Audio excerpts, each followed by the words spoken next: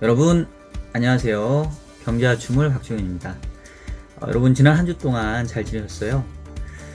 저는 최근에 이 장마철이라서 좀 날씨도 습하고 또 기온은 높아서 불쾌지수가 조금 높아지는 그런 걸 많이 느끼는데요. 사실 그 한국 금융시장을 보고 있으면 이 없던 짜증도 더 생기는 요즘인 것 같습니다. 지난주에도 이 미국 증시는 사상 최고치를 경신하는 모습을 보였던 데 반해 한국의 경우에는 코스닥이 연중 최저를 경신하는 아주 부진한 모습을 보였는데요. 결국은 지난주에 발표된 2분기 성장률 지표가 이 양국의 차별화된 상황을 보여주는 것 같아요. 언제까지 이렇게 이 국내 경제가 상대적으로 부진한 모습이 이어질지 상당히 답답한 상황인데요. 그래서 오늘은 현재 한국 경제에서 가장 시급하게 해결해야 될 문제점이 무엇인지 이런 것들에 대해서 좀 더 얘기를 해볼까 합니다. 이어지는 영상 계속 참고해 주시고요. 그럼 지금부터 일요일에 만나는 주간 전망소 바로 시작하도록 하겠습니다.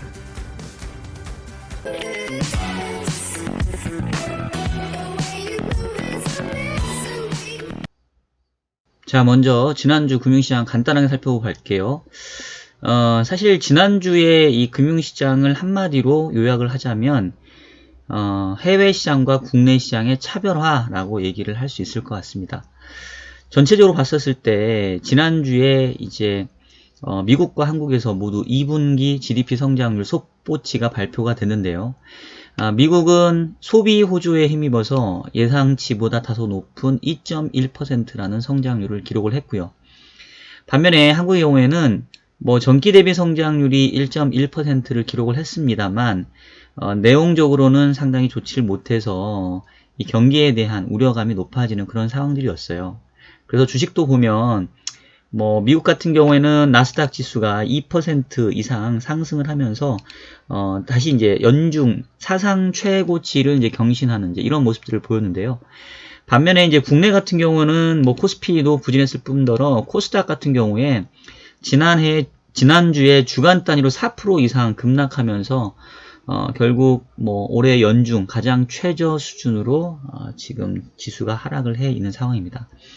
채권 시장의 경우에도 미국 같은 경우에는 이 경제지표 호조에 힘입어서 다소 이 금리가 반등하는 모습을 보인 반면에 우리 국내 금리들은 지난주에도 하락세가 이어졌습니다.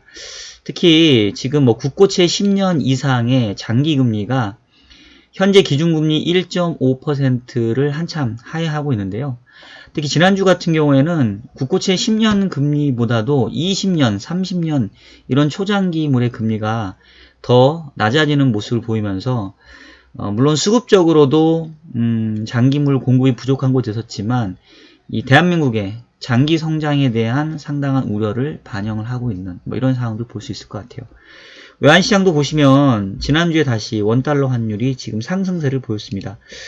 한때 소폭 좀 안정화되는 모습들을 좀 보였다가 다시 지난주에 1180원대로 환율이 좀 상승을 했는데요. 지금 보시면은 지난번에 1196원까지 급등을 했다가 한 1150원 살짝 깼는데 다시 지금 1180원대로 좀 올라와 있어요. 전체적으로 이전에 비하면은 경상수지의 흑자폭은 줄고 있는 반면에 이 자본수지적인 측면에서 전체적으로 해외에서 국내로 들어오는 투자 수지는 저조한 반면에 국내 자금들이 해외로 이탈하는 이런 모습들을 좀 보여주고 있기 때문에 전체적으로 이 달러원 환율이 상당 기간 이 하방 경기성이 높아지고 좀 아랫단이 좀 올라가는 이런 모습들을 지금 보여주고 있습니다. 별로 이렇게 좋아 보이는 신호는 아닌 것 같아요. 원자재 시장 같은 경우에는 유가가 지정학적 불확실성들 좀 커지면서 1%대의 상승세를 보였고요. 사실 이제 지난주에 가장 좀 눈에 띄었던 거는 이 가상화폐, 이 비트코인의 하락세가 상당히 좀 심화됐는데, 차트를 보시면 지금 6월 말 한때 1600만원 정도까지도 상승세를 보였었는데 최근엔 지금 1100만원까지 하락세를 좀 보였습니다. 이 페이스북이 출시하기로 했던 리브라의 이 암호화폐가 규제 당국의 상당한 어떤 저항을 받으면서 출시가 연기된 부분들이 좀 악영향을 미쳤고요. 또 지난주의 경우에는 이 미국의 국세청이 암호화폐를 소지하고 있는 투자자들에게 경고의 편지를 보냈다고 해요. 즉 이 암호화폐 시장에서 발생하는 자본 차익에 대해서 현재는 이 과세가 이루어지고 있지 않은데 이 부분에 대해서 조금 경고의 메시지를 보냈다고 합니다. 전체적으로 이런 것들이 이 비트코인에 대한 또 암호화폐에 대한 투자 심리를 좀 위축시키면서 하락세를 좀 보였는데요. 뭐 그럼에도 불구하고 전체적으로 상승의 추세는 아직은 좀 살아있다라고 좀 저는 보여집니다. 자, 지금까지 간단하게 지난주 금융시장 동향 살펴봤고요. 이어서 다음 주에 예정되어 있는 주요 경제지표, 이벤트 그리고 이슈들 살펴보도록 하겠습니다.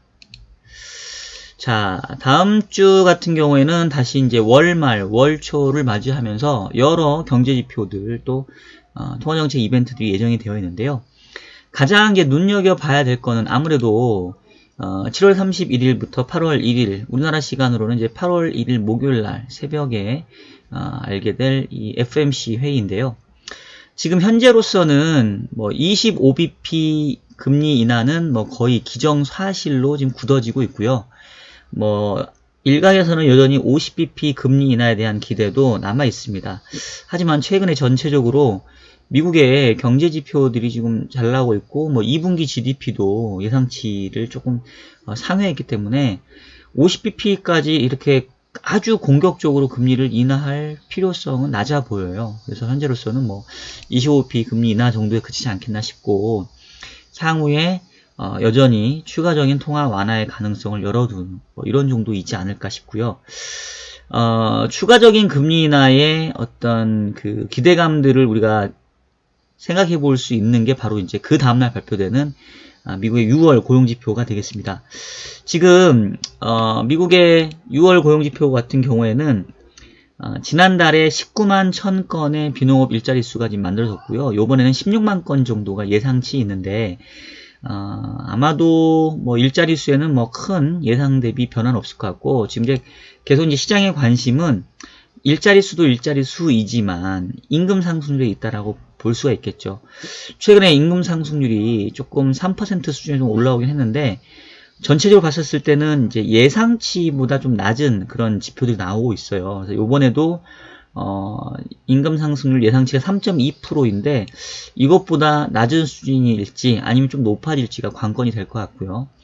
만약에 임금 상승률이 예상치를 다시 좀 밑도는 모습들을 보인다고 한다면 다음 주에 FOMC에서 25bp 금리 인하한 이후에 다음번 금리 인하에 대한 기대감도 시장에 좀 빠르게 반영될 수 있지 않을까 이런 생각이 듭니다. 그래서 그런 관점에서 다음 주 고용지표 특히 임금 상승률 좀 주의 깊게 봐달라는 말씀 드리고 싶고요.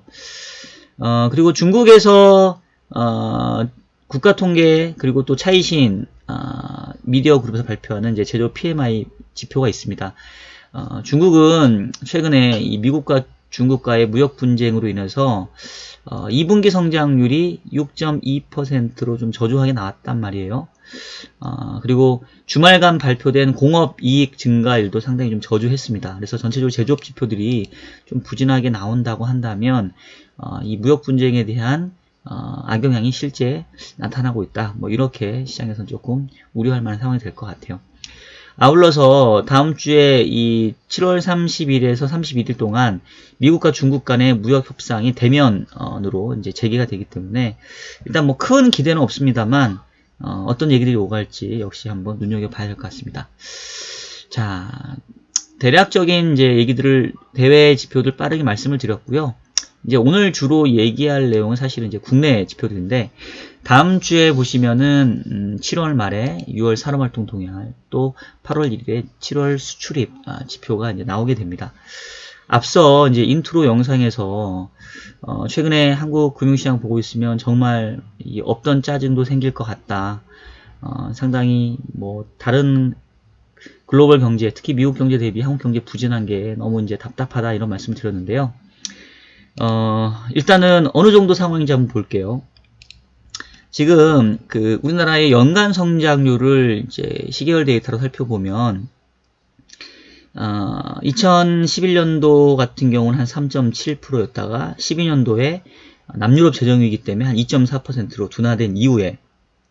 2013년부터 보면 전체적으로 성장률이 한 3% 전후 정도. 2018년 같은 경우는 이제 2.7까지 떨어지긴 했는데 그래도 한 2% 후반대 정도의 성장률을 좀 유지해 왔었습니다. 자, 그런데 지금 2019년도 올해 성장률은 지난 7월 금통위에서 한국은행이 수정 경제 전망 내놓은 거 보면은 2.2%를 전망을 했고요. 사실은 2.2% 성장률도 이게 지금 만만한 숫자가 아니에요. 지금 일각에서는 2% 성장도 안 될 거다 이런 얘기를 지금 하고 있는데 그렇게 되면 이제 금융위기 이후에 가장 낮은 수준의 성장률을 기록을 하게 되는 겁니다.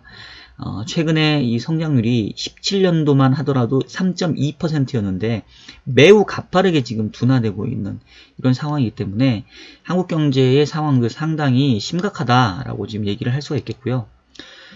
지난주에 한국의 2분기 성장률 이 속보치가 발표가 됐는데 전기 대비 성장률이 1.1%로 1분기에 마이너스 0.4%에 비해서는 이제 큰 폭으로 상승을 했어요. 근데 뭐 이제 기저효과라는 게 있죠. 1분기가 마이너스 0.4%였기 때문에 그거에 대비해서 플러스 1.1% 나왔는데 이거 이제 합산해 보면 얼마입니까? 0.4하고 1.1 더하면 뭐 한 0.6 정도밖에 안 되잖아요. 즉 분기별로 봤을 때는 한 0.3%밖에 전기별 성장 안 한 거예요. 상당히 최근에 성장의 어떤 흐름으로 봤었을 때는 매우 저조하고요. 그리고 무엇보다도 성장의 주체를 보면 전기 대비 1.1% 성장했지만 정부 부분에서 성장한 기여도가 1.3%고 민간 부분은 오히려 마이너스 0.2% 역신장했습니다. 즉 정부가 열심히 돈을 쏟아붓고 재정을 써서 1.3%라는 성장을 만들어냈는데 민간 부분은 그 성장도 까먹었다는 얘기입니다. 근데 문제가 정부의 이러한 지출에 의존한 성장은 이어질 수가 없어요. 그리고 질적으로도 별로 좋지가 않습니다. 특히나 하반기 가게 되면 이미 재정 지출이 상반기에 선지평이 됐기 때문에 하반기에는 쓸 돈도 없어지고요. 지금 이제 추경이 여전히 난항을 겪고 있는데 제가 지난주 주간 전망소 시간에서도 비록 현재 추경의 항목들과 금액들이 마음에 안 든다 하더라도 이거 추경 그냥 시켜주는 게 맞다라고 말씀을 드렸어요. 왜냐하면 하반기로 가게 되면 정부의 이 재정 여력 자체가 떨어지기 때문에 추경 자체가 이루어지지 않으면 지금 그나마 2분기 성장률이 정부 지출 때문에 이 정도 했는데 정부 지출 떨어진다고 생각해 보십시오. 하반기에 가면 그렇다고 민간 부분이 얼마나 올라오겠습니까? 올해 하반기 성장률이 지금 상황이라고 한다면 다시 또 1%대 이하의 아주 낮은 성장률을 기록할 수밖에 없는 환경이에요. 그래서 비록 뭐 마음에 안 들다 하더라도 야당 입장에서는 추경은 그냥 좀 빨리 해줬으면 좋겠다라는 저는 생각이 들고요. 자, 그러면 왜 이렇게까지 우리나라 이 한국 경제 망가졌을까? 이제 이 부분을 우리가 냉정하게 지금 따져놓고 봐야 되는데요. 연관해서 보면은 이제 다음 주에 산업활동 동향 지표가 발표가 되는데 그 지표 중에서 저는 이제 설비 투자를 제일 중요하게 좀 보고 싶습니다. 자, 지금 설비 투자 데이터를 보시면요. 이제 여기에 보시면 막대 차트는 설비 투자의 전년 동월비이고요. 선 차트는 이제 원지수인데 보시면 지금 2018년 5월께부터 해서 1년 넘게 설비 투자 증가율이 지금 계속 마이너스예요. 전년 대비. 물론 그 이전에 오랜 기간 동안 플러스 증가율을 보이기도 했습니다. 하지만 과거에도 보면 플러스 증가율을 보였던 기간에 비하면 마이너스 증가율을 보였던 기간은 그렇게 길지 않아요. 근데 이번의 경우에는 지금 플러스 증가율 보인 기간 이상으로 지금 마이너스 증가율을 보이고 있고요. 이게 하반기라고 해서 크게 지금 나아질 걸로 예상되지가 않습니다. 여러 가지 뭐 이유들이 있죠. 뭐 제가 계속해서 저희 이제 유튜브 영상 제 영상 계속 보신 분들은 약간 이제 저의 어떤 뭐랄까요, 이념 내지는 약간 쏠려 있는 시각 이런 것들을 공격하시거나 지적하실 수도 있는데 정말로 경제를 바라보는 객관적인 입장에서 봤었을 때는 최근의 정부 정책이 이런 설비 투자의 의욕을 떨어뜨리고 있는 것은 부정할 수 없는 사실이다라고 저는 다시 한번 강력하게 얘기를 하고 싶습니다. 지난주에 정부도 이제 그런 것들을 좀 인식을 했던지 이 2019년도 세제 개편안을 발표를 하면서 설비 투자에 대해 세제 혜택을 주는 그런 내용들을 좀 일부 발표를 했어요. 자, 그런데 이거에 대한 반응도 사실 살펴보면 정부가 추진하는 투자 인센티브 3종 세트에 대해서 61%가 효과가 없을 것이다 라는 응답을 했고요. 긍정적인 효과를 기대한 기업은 18.3%밖에 안 된다라는 그런 서베이 조사가 나옵니다. 결국 현재 기업들 입장에서는 그냥 일부 세액을 공제해 주는 거, 설비 투자에 따른 세액 공제만 가지고는 투자를 늘릴 유인을 전혀 지금 못 느끼고 있다는 거예요. 일단 2017년도에 법인세가 22%에서 25%로 올린 충격들이 현재 여전히 남아 있고요. 그리고 계속해서 지적하지만 지난 몇 년 동안 진행된 이 친노동 정책들, 급격한 최저임금의 인상, 또 주 52시간, 저도 노동자 입장에서 주 52시간 도입되니까 편해요. 저도 6시만 되면 저희 회사 PC 꺼집니다. 일하고 싶어도 일을 할 수가 없어요. 노동자 입장, 근로자 입장에서는 편할 수도 있는데 이게 이렇게 급격하게 진행되어야 될 정도로 우리 경제가 현재 여유로운 상황은 아닌데 너무 빠르게 이런 정책들이 좀 추진되었지 않나라는 생각이 들고요. 결국은 기업들 입장에서는 국내에서 투자를 해야 될 필요성, 고용을 추가로 채용을 해야 될 필요성 못 느끼고 있다. 결국은 해외로 다 이전하고 있는 이런 상황들이 바로 이런 설비 투자의 위축과 저는 맞물려 있다고 생각을 하고요. 요거 바로잡지 않으면 정말로 한국 경제 성장률 앞으로 더 떨어질 겁니다.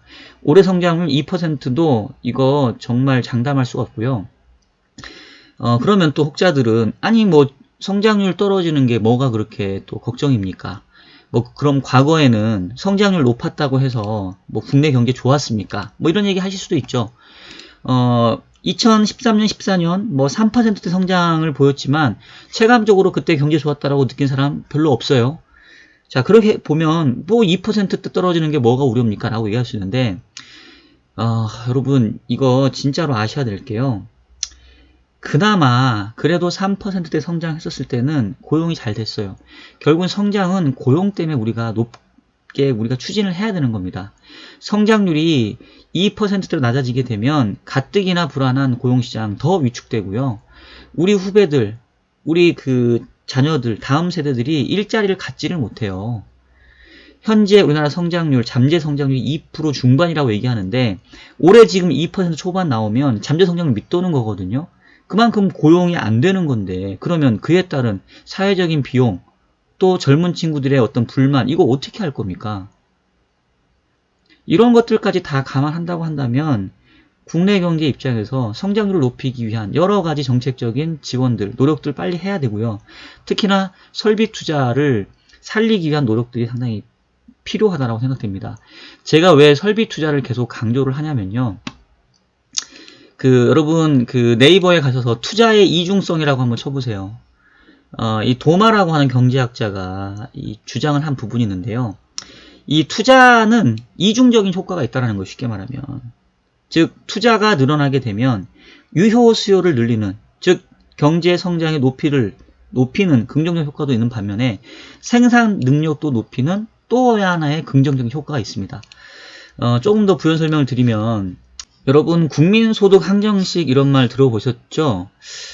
총수요 Y는 C 플러스 I 플러스 G 플러스 X 마이너스 M 이런 게 있어요. 그래서 결국은 이제 한 나라의 총 생산은 또는 성장률은 민간 소비에다가 그 다음에 투자, 그리고 정부 지출, 그리고 수출과 수입의 차이, 즉 순수출로 이제 이루어진다 이런 얘기인데요. 우리나라 같은 경우는 이제 그런 것들을 이제 브레이크다운 해보면 전체 성장을 100이라고 한다면 민간 소비가 차지하는 비중이 한 51%, 그 다음에 투자로 일컬어지는 총 자본 형성이 차지하는 게 한 29%, 그 다음에 이제 정부 지출이 한 15%, 그 다음에 이제 순수출이 한 5% 정도 차지하는데 여기 보시면 민간 소비가 51%니까 상당히 좀 높아 보이죠. 그리고 순수출 중에서 수출이 차지하는 비율이 한 55% 정도니까 숫자만 보게 되면은 우리나라는 이제 민간 소비하고 수출이 상당히 좀 중요한 그런 어떤 항목으로 이제 생각될 수 있는데, 사실은 그것보다 더 중요한 게 여기 총 자본 형성이라고 여기 쓰여져 있는 즉 투자 부분입니다. 왜냐하면 대체적으로 이 수출과 수입은 어느 정도 균형을 이루기 때문에 순수출은 사실상 거의 0에서 크게 벗어나진 않고요. 그리고 민간 소비 같은 경우도 경제에 대해서 탄력적인 소비도 있지만 좀 비탄력적인 소비도 있어요. 즉 우리가 경제가 아무리 안 좋아도 삼시세끼 다 먹어야 되고요. 또 옷도 때때로 사 입고 뭐 가전제품 바꾸고 이래야 됩니다. 그래서 사실상 민간 소비 부분들은 이 어떤 진폭이 별로 높지가 않습니다. 반면에 이 총 자본 형성을 구성하는 게 건설 투자, 설비 투자, 또 지식 생산물 투자해서 각각 비중이 이렇게 나오는데, 설비 투자가 차지하는 비중을 이렇게 발라내 보면 결국 전체 GDP에서 한 10% 정도를 차지하거든요. 근데 이제 이 설비 투자의 경우에는 전체 GDP에서 차지하는 비중이 소비에 비해서 적지만 경기 흐름에 매우 민감하게 반응하기 때문에 성장에 사실 가장 크게 영향을 미치는 겁니다. 그리고 아까 얘기했던 것처럼 도마의 투자의 이중성이라는 걸 생각해 보면 투자가 이루어지면 생산 능력도 높이면서 유효 수요를 창출하기 때문에 국민 경제에 있어서 그 어느 것보다도 중요한 원천이에요. 그런데 이러한 지금 설비 투자가 지금 보시는 것처럼 1년 넘게 마이너스 증가율을 보이고 있는데 이 부분들을 방치해서는 안 된다라는 겁니다. 자, 그러면 뭐 설비 투자를 다시 개선시킬 수 있는 방법들 뭐가 있겠냐? 제가 봤을 때는 지금 상황에서는 기업들에게 투자에 대한 인센티브, 또 경영 활동에 대한 인센티브를 줘야 돼요. 이번에 세제 개편에 있었지만 법인세 인하도 상당히 심각하게 고려를 해야 되고요. 내년도에 최저임금 인상률이 다행히 이제 올해보다는 좀 낮아지긴 했는데 상당 기간 낮은 수준에서 계속 최저임금을 관리할 필요가 있습니다.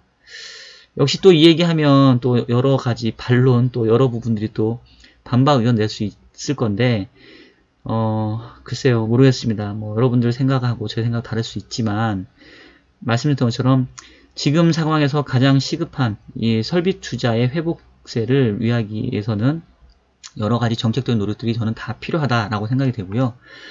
언제까지나 이렇게 한국 경제 성장률 둔화되는 거를 지켜봐야 될지 상당히 좀 우려되고, 최근에 금융시장의 모습들은 주가가 지금 최저치 코스닥이 하락세를 기록을 하고 있고, 금리는 지금 바닥을 모르고 떨어지고 있고, 요즘 진짜 이 한국 경제에 보면 잠이 안 온다고 말씀드렸잖아요. 너무 걱정돼요.